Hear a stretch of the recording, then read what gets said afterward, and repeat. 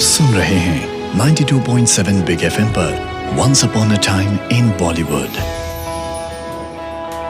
92.7 big FM पर स्वागत है आपका एक बहुत ही खास शो जिसका नाम है once upon a time in Bollywood. मैं सिद्धार्थ, मेरे साथ जानी मानी फिल्म क्रिटिक और ऑथर भावना सोमाया, और आज हम बात कर रहे हैं एक ऐसे शख्स के बारे में जिनको हम किसी और नाम से जानते हैं, जुबली कुमार, क्योंकि उनकी सारी फिल्में सिल्वर जुबली या गोल्डन जुबली हिट हुआ करती थी।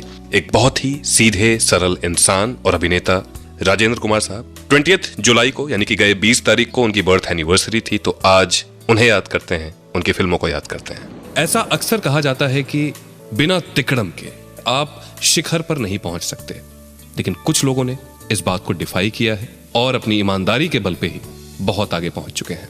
भावना जी, ये जानना चाहेंगे कि राजेंद्र कुमार साहब जो एक बेहतरीन इंसान भी थे, बहुत बड़े स्टार भी थे, उनका फिल्मी सफर कैसे शुरू हुआ? राजेंद्र कुमार का जन्म एक पंजाबी परिवार में हुआ जो ब्रिटिश इंडिया के सियालकोट यानी पंजाब प्रोविंस में है और आज पाकिस्तान का हिस्सा है।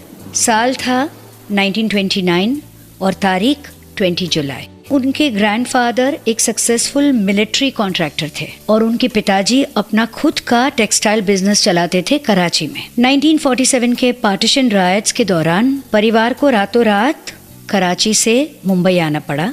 नया शहर, नए सराउंडिंग्स और नई दुनिया, नए लोग।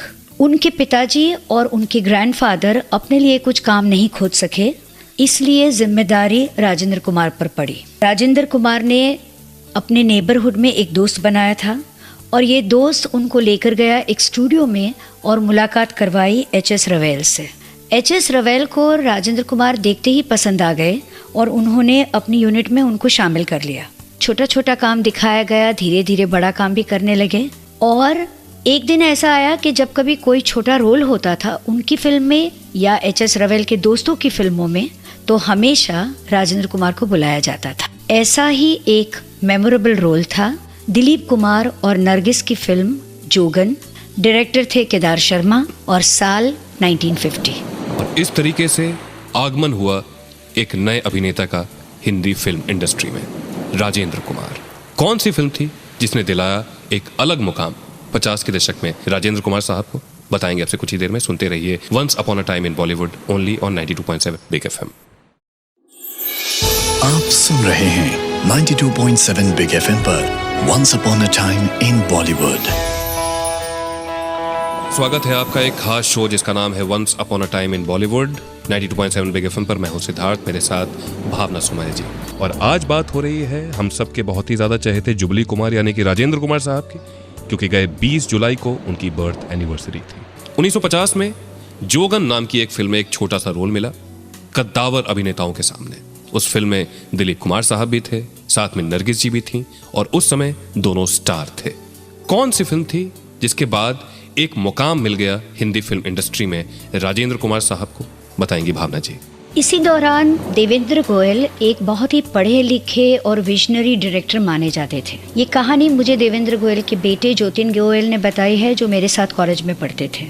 उनका ये कहना है कि जब देवेंद्र गोयल अपनी नई फिल्म वचन लिख रहे थे तो उन्होंने तय कर लिया था कि इस फिल्म में वो राजेंद्र कुमार को लेंगे, जिनको उन्होंने जोगन में देखा था और बहुत पसंद आए थे। हालांकि डिस्ट्रीब्यूटर्स इस बात से बहुत नाराज थे और देवेंद्र गोयल को बहुत वार्न किया था कि ये मिस्टेक कर रहे हैं और ऐसी गलती नहीं करनी चाहिए, मगर देवेंद्र गोयल बहुत अटल थे अपनी बात पर और उन्होंने किसी की नहीं सुनी। राजेंद्र कुमार को उन्होंने साइन कर लिया, क्योंकि राजेंद्र कुमार के पास उस वक्त कोई फिल्म नहीं थी, तो बहुत सारी डेट्स थी और फिल्म बहुत जल्द ही कंप्लीट हो गई। वचन थिएटर पे रिलीज हुई और सुपरहिट साबित हुई, और ये राजेंद्र कुमार की पहली सुपरहिट फिल्म थी। इस फिल्म के लिए राजेंद्र कुमार को सिर्फ 1500 रुपये दिए गए थे, मगर इस बात की राजेंद्र कुमार को फिक्र नहीं थी, क्योंकि सडनली वो ना सिर्फ डिस्ट्रीब्यूटर्स के मगर मीडिया के भी फेवरेट हो गए। अ स्टार इज बॉर्न किताब पहली बार राजेंद्र कुमार के लिए इस्तेमाल किया गया था। वचन की रिलीज का साल था 1955। इसके बाद 1950 के दशक में राजेंद्र कुमार ने करीबन 15 फिल्में की। कुछ पाथ ब्रेकिंग थी जैसे खजांची, कुछ अवार्ड विनिंग फिल्म्स थी जैसे धूल का फूल, और कुछ सुपर डुपर हिट फिल्म्स थी जैसे गूंज उठी शहनाई अमिता के साथ और चिराग कहाँ रोशनी कहाँ मीना कुमारी के साथ। बहुत ही शॉर्ट ड्यूरेशन में राजेंद्र कुमार के पास सभी टॉप बैनर्स थे, सभी टॉप को स्टार्स के साथ काम कर रहे थे और सबसे इम्पॉर्टेंट बात ये थी कि he was completely devoid of an image. उनकी शख्सियत कुछ ऐसी थी कि कोई भी रोल में किसी भी बैनर के साथ किसी भी विषय में काम कर सकते थे। यहाँ से एक स्टार के बनने का सफर शुरू होता है। इतने बड़े बड़े स्टार्स के रहते भी, फिर वो दिलीप कुमार साहब हों, राज कपूर साहब हों, कैसे अपनी एक अलग जगह बनाई और जुबली स्टार के नाम से जाने जाने लगे राजेंद्र कुमार साहब। क्या थी इसके पीछे की कहानी, बताएंगे आपसे कुछ ही देर में। सुनते रहिए once upon a time in Bollywood, only on 92.7 big FM. आप सुन रहे हैं 92.7 बिग एफएम पर once upon a time in Bollywood. 92.7 big FM पर स्वागत है आपका एक खास शो जिसका नाम है once upon a time in Bollywood. मैं सिद्धार्थ, मेरे साथ जानी मानी फिल्म क्रिटिक और ऑथर भावना सोमया। और आज बात हो रही है उनकी जिनकी बर्थ एनिवर्सरी गए 20 जुलाई को थी। जुबली कुमार यानी कि राजेंद्र कुमार साहब, एक बहुत ही बेहतरीन इंसान, साफ दिल इंसान और साथ में इतना बड़ा स्टारडम। 50 के आखिर में और 60 की शुरुआत में एक के बाद एक उन्हें फिल्में मिलती चली गई, कई बार सपोर्टिंग रोल में और कई बार मेन लीड में। लेकिन वहां से इतने बड़े स्टार्स के बीच में भी अपनी जगह बनाते हुए कैसे उन्होंने जुबली स्टार का खिताब हासिल किया, बताएंगी भावना सोमया। हिंदी सिनेमा में 1960 का दशक हमेशा राजेंद्र कुमार के साथ एसोसिएट किया जाएगा, और वो इसलिए क्योंकि वो हर हफ्ते या हर महीने बॉक्स ऑफिस पर सुपर हिट्स देते थे। वो ना सिर्फ हिंदी सिनेमा के उस वक्त सबसे हाईली पेड एक्टर थे, मगर हाईली डिपेंडेबल स्टार भी माने जाते थे in terms of his professional behaviour और कमिटमेंट। 60 के दशक में राजेंद्र कुमार ने करीबन 28 फिल्में की और ये सभी जानर की फिल्में थी, और इसमें इंक्लूडेड थे ऑफ बीट फिल्म्स लाइक कानून जो B.R. चोपड़ा ने बनाई थी, ब्लैक एंड वाइट फिल्म थी और बगैर किसी गाने के थी, और इसमें राजेंद्र कुमार ने एक वकील का रोल किया था। रीजनल फिल्में की जैसे मेहंदी रंग लाग्यो उषा किरण के साथ, जो गुजराती फिल्म थी, और इसके बाद वो गुजरातियों के साथ बहुत ज़्यादा प्रख्यात हो गए। कॉस्ट्यूम फिल्म या पीरियड फिल्म कहिए जैसे सूरज, जिसमें उन्होंने एक प्रिंस यानी राजकुमार की भूमिका निभाई। स्पिरिचुअल फिल्म की जैसे झुक गया आसमान, जिसमें एक मरा हुआ आदमी फिर से कैसे रूह से जिंदा होता है, इसकी कहानी थी और ऑडियंस बहुत इससे क्यूरियस हो गए थे। पेट्रियोटिक फिल्म की जैसे अमन, और रेगुलर फैमिली ड्रामास और लव स्टोरीज तो बहुत ही ज़्यादा कामयाब रहे। एक दौर ऐसा आया जब हर साल हर थिएटर में एक सुपर हिट फिल्म चल रही थी और वो राजेंद्र कुमार की थी, और कभी कभी एक फिल्म नहीं, एक ही साल में 2 फिल्में सुपर डुपर हिट थी। एग्जाम्पल जैसे ससुराल और घराना 1961 में, हमराही और मेरे महबूब 1963 में, आई मिलन की बेला और संगम 1964 में, आरजू 1965, सूरज 1966, अमन 1967, साथी 1968 और तलाश 1969। शायद यही वो वक्त था जब उनको जुबली एक्टर का खिताब दिया गया। लेकिन ऐसी क्या वजह रही राजेंद्र कुमार साहब की एक्टिंग में, अदाकारी में, जो उनको इस मुकाम तक ले गई? क्या खास होता था उनकी फिल्मों में, उनकी अदाकारी में, बताएंगे आपसे कुछ ही देर में। सुनते रहिए once upon a time in Bollywood, only on 92.7 big FM. आप सुन रहे हैं 92.7 बिग एफएम पर once upon a time in Bollywood. स्वागत है आपका एक बहुत ही खास शो जिसका नाम है once upon a time in Bollywood, 92.7 big FM पर। मैं हूं सिद्धार्थ, मेरे साथ जानी मानी फिल्म क्रिटिक और ऑथर भावना सोमया। और आज बात एक बहुत ही सीधे सरल सज्जन इंसान की, राजेंद्र कुमार साहब की, क्योंकि गए 20 जुलाई को उनकी बर्थ एनिवर्सरी थी। आज बात जुबली स्टार की ही हो रही है। 60 के दशक में ये खिताब दिया गया राजेंद्र कुमार साहब को, क्योंकि हर साल उनकी 1, 2, 3 कई फिल्में सिल्वर जुबली मनाया करती थी। लेकिन उनकी फिल्मों में और उनकी अदाकारी में ऐसी क्या खास बात रही कि वो इतने ज्यादा पॉपुलर हो गए, इतने ज्यादा हिट हो गए, बताएंगी भावना जी। सबसे पहले तो उनकी फिल्मों में म्यूजिक बहुत अच्छा होता था, और ज्यादातर उनकी फिल्मों का म्यूजिक शंकर जयकिशन ने दिया है। ऐसी कहानियां हैं कि शंकर जयकिशन अपना सबसे बेहतरीन म्यूजिक पहले राज कपूर को देते थे और उसके बाद राजेंद्र कुमार को देते थे। दूसरा, राजेंद्र कुमार हमेशा ऑर्डिनरी मैन के कैरेक्टर्स प्ले करते थे, बल्कि वो अपनी फिल्मों में बहुत ज़्यादा रोते भी थे, और उनकी बहुत सारी हीरोइंस उनसे कहती थी कि राजू, अगर तुम इतना ज़्यादा फिल्मों में रोओगे तो हमारे लिए क्या रहेगा। मगर उनके फैंस को और ऑडियंस को उनका रोना, उनका बहक जाना, उनका बेचैन रहना बहुत अच्छा लगता था। वो डिवॉइड इमेज थे और उनका स्वभाव बहुत अच्छा था। वो बहुत मिलनसार थे और अपने प्रोड्यूसर्स, डायरेक्टर्स के साथ एक रिश्ता कायम कर लेते थे और इस रिश्ता कायम करने में उनके परिवार का भी बड़ा योगदान रहता था। उनकी पत्नी शुक्ला, सब कहते हैं कि बहुत अच्छी होस्टेस रहती थी, बहुत अच्छी साथी रही है उनकी ज़िंदगी में और सारे उनके दोस्त उनके घर जाकर उनके साथ समय बिताना पसंद करते थे।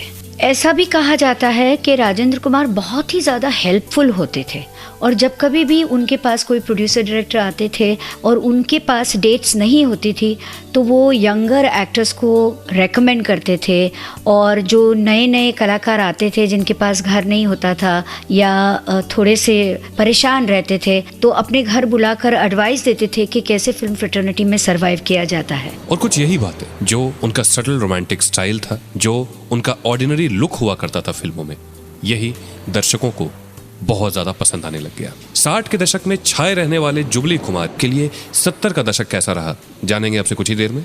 सुनते रहिए once upon a time in Bollywood only on 92.7 big FM. आप सुन रहे हैं 92.7 बिग एफएम पर once upon a time in Bollywood. स्वागत है आपका एक बहुत ही खास शो जिसका नाम है once upon a time in Bollywood 92.7 big FM पर। मैं हूं सिद्धार्थ, मेरे साथ जानी मानी फिल्म क्रिटिक और ऑथर भावना सोमाया। और आज बात राजेंद्र कुमार साहब की, क्योंकि गए 20 जुलाई को उनकी बर्थ एनिवर्सरी थी, तो ये हमारी तरफ से एक छोटी सी श्रद्धांजलि। 60 के दशक में जुबली कुमार का खिताब हासिल कर लिया था राजेंद्र कुमार साहब ने। उनकी फिल्में एक के बाद एक सुपर हिट होती गईं, सिल्वर जुबली, गोल्डन जुबली। 70 के दशक में सिनेमा बदल रहा था। कैसा रहा 70 और 80 का दशक राजेंद्र कुमार साहब के लिए, बताएंगे भावना जी। एक बहुत पुरानी कहावत है कि nothing succeeds like success. Rajendra Kumar top पे थे और ऐसा लगता था कि कुछ भी गलत नहीं हो सकता। उनकी फिल्में अब भी हिट जा रही थी। उनका परिवार बहुत खुश था और हमेशा सुर्खियों में रहता था। उनके परिवार के लिए राजेंद्र कुमार ने एक बेहतरीन बंगला बनाया था जिसका नाम था डिम्पल।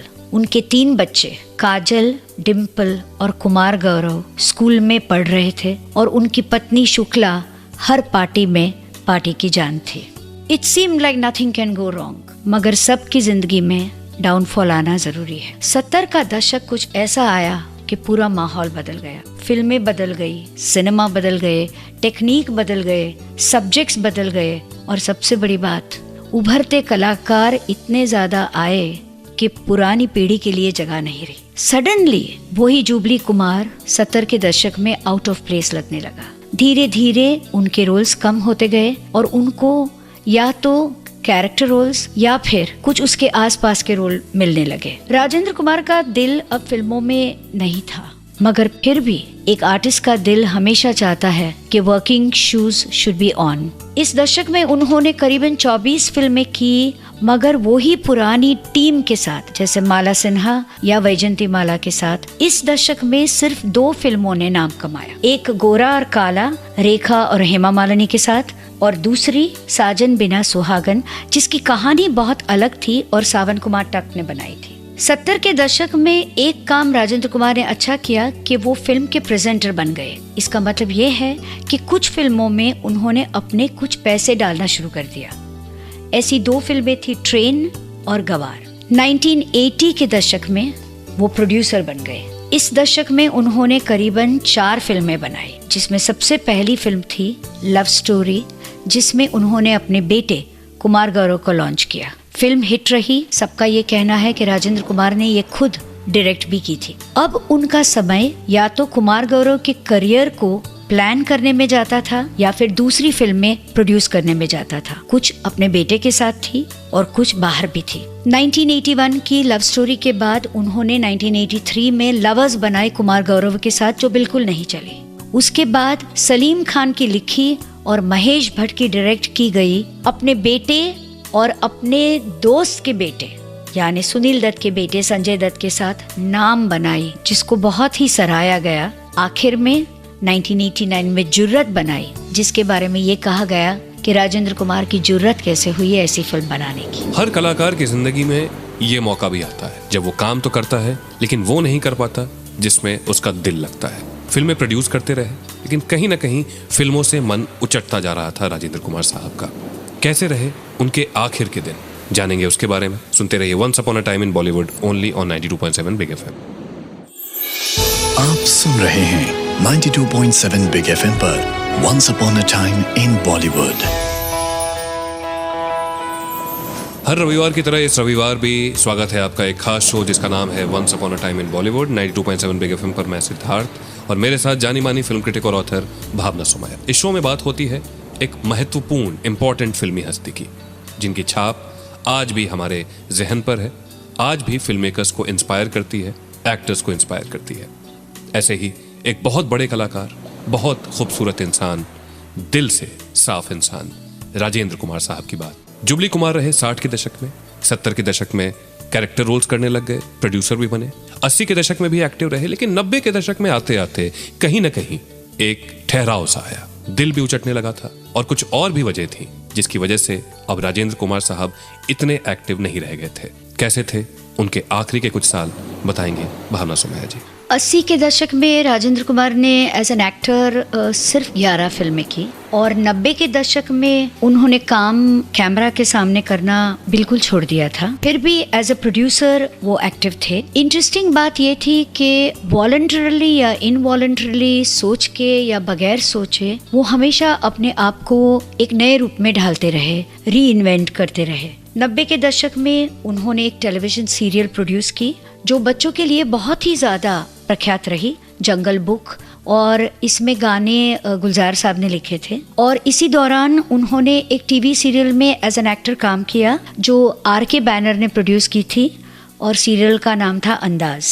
इसी दौरान उन्होंने एक और कमाल की बात की, अपने घर के नीचे एक डबिंग थिएटर बनाया जिसका नाम रखा डिम्पल डबिंग थिएटर, और यहाँ पे बहुत सारी फिल्मों की स्क्रीनिंग्स होती थी और इसी वजह शायद थी कि वो अपने पुराने साथियों को यहाँ मिलते रहते थे। एक बार फिर उन्होंने कोशिश की कि कुमार गौरव, जिनकी पिछली फिल्में बिल्कुल नहीं चली थी, कि उनके लिए एक और शानदार फिल्म बनाई जाए जो थी फूल, मगर इस बार भी कुमार गौरव का जादू नहीं चला। और राजेंद्र कुमार की आखिरी फिल्म जब हमने उनको पर्दे पे आखिरी बार देखा वो थी अर्थ और साल था 1998। एक दौर आया जब पब्लिक अपीयरेंसेस करना बंद कर दिया, अपने करीबी दोस्त और रिश्तेदारों को भी नहीं मिलते थे। बात फैल रही थी इंडस्ट्री में कि उनको कैंसर था। इस समय में उनको सबसे बड़ी राहत मिलती थी, लंदन में उनके दामाद रहते थे, डिम्पल जो उनकी